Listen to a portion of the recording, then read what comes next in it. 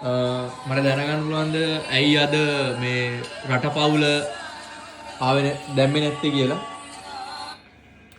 ඇත්තටම කියනවා නම් වෙන භීෂණයක් වෙලා තියෙනවා ලංකාවට. ඒක තියෙන මේ මොහොතේ අපිට ඔය රටපවුල බලලා සතුටු වෙන්න බෑ. අපේ ක්‍රෂ් එක අකිලගේ ක්‍රෂ් එක අද බලා ගන්න බැරි වුණා. ඉතින් ඒකට පොඩ්ඩක් අප්සෙට්. නමුත් මේ අකිල මං හිතනවා අකිල අප්සෙට් වෙන එකක් නැහැ කියලා ලබන සතිය වලම පෙන්නයි ඒක. අපි දැනට කටාර අපි පොඩ්ඩක් බී පේෂන් ඉමු මේ වෙලාවේ. කට්ටිය ඔය කටාර අපිට ප්‍රශ්න නැති වුණාට ලංකාවට ප්‍රශ්න තියෙනවා.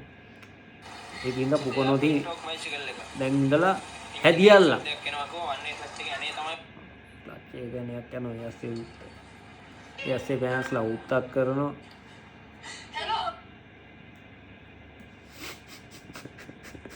ඕක කරනවා.